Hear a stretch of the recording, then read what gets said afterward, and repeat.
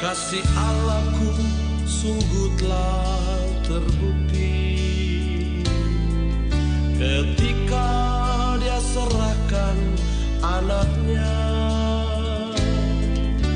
Kasih Allah mau berkorban bagi kau dan aku.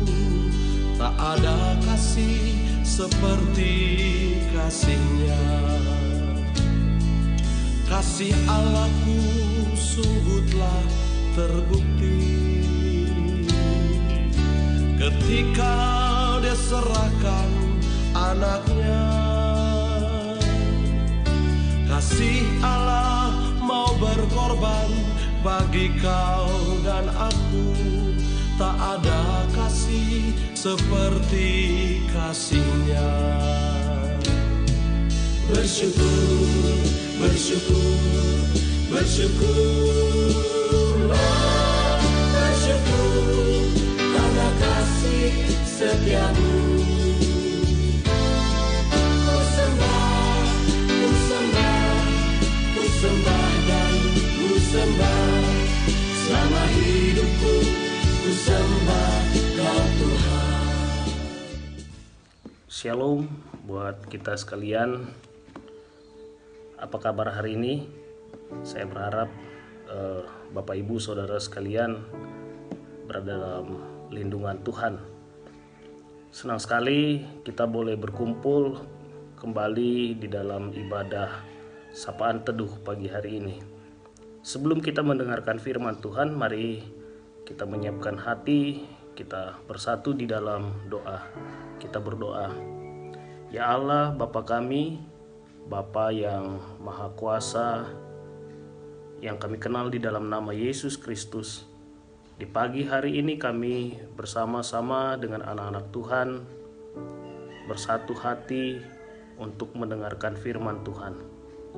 Tuntun kami agar firman-Mu mampu menolong kami menapaki hidup-hidup kami di dalam keseharian kami. Ini doa kami ya Tuhan, dalam nama Tuhan Yesus kami berdoa. Amin. Bacaan kita pada pagi hari ini terambil dari kitab Mazmur 135 ayat 14. Saya akan bacakan demikian firman Tuhan. Sebab Tuhan akan memberi keadilan kepada umat-Nya dan akan sayang kepada hamba-hambanya. Saudara-saudari yang saya kasihi di dalam nama Tuhan Yesus Kristus, mungkin saat ini kita sering merasakan ketidakadilan di dalam kehidupan kita. Misalnya saja, ada banyak di antara saudara-saudari yang terdampak akibat virus COVID-19.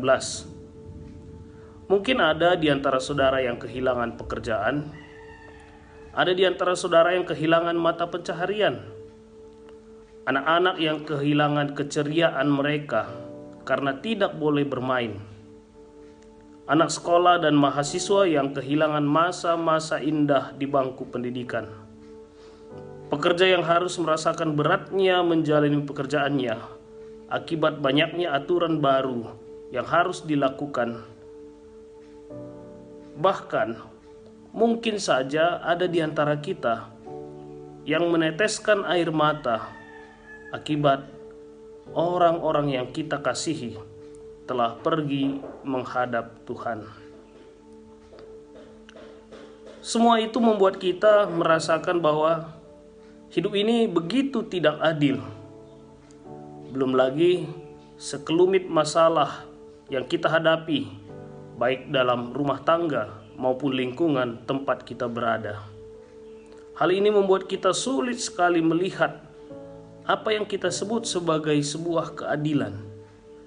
Padahal jika dilihat, saudara-saudara adalah orang-orang yang setia kepada Tuhan, setia di dalam beribadah, bahkan jarang sekali melanggar ketetapan Tuhan. Hal tersebut mungkin membuat saudara-saudara merasa kecewa, pesimis, bahkan tidak jarang saudara-saudara bertanya kepada Tuhan, Di manakah keadilan yang saudara cari di tengah-tengah tumpukan masalah yang saudara hadapi? Di manakah Tuhan saat saudara merasakan sesaknya hidup, saat menghadapi pergumulan saudara? Mengapa Tuhan menjauhkan diri dari saudara pada saat saudara setia kepadanya? Bapak, Ibu, Saudara yang kami kasihi di dalam nama Tuhan Yesus, renungan hari ini yang terambil di dalam Mazmur 135 ayat 14 merupakan bagian dari seruan pemazmur guna mengajak bangsa Israel menaikkan pujian kepada Tuhan. Dalam seruannya penulis mengungkapkan alasan-alasan mengapa mereka perlu memuji Tuhan. Misalnya, penulis menyerukan Israel memuji Tuhan, mengingat kebaikan-kebaikan Tuhan bagi bangsa Israel, memberikan pertolongan bagi bangsa Israel di dalam kesusahan. Bahkan Allah berjanji untuk memberikan keadilan bagi umatnya, serta menunjukkan kasih sayangnya bagi hamba-hambanya. Hal itulah yang membuat pemazmur menyerukan agar bangsa Israel memuji dan memuliakan nama Tuhan. Berbicara soal janji Allah, tentu kita perlu memahami bahwa Allah yang kita sembah adalah Allah yang setia pada setiap janjinya. Hal itu dapat kita lihat. Misalnya, janji Allah pada Abraham dan Sarai. Allah berjanji kepada mereka bahwa mereka akan menjadi bangsa yang besar, yang memiliki keturunan sebanyak bintang-bintang di langit.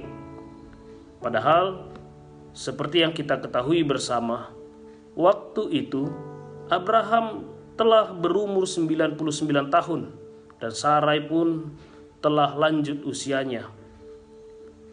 Tentu jika dilihat dari sisi medis, maka tidak mungkin Abraham dan Sarai memiliki keturunan lagi.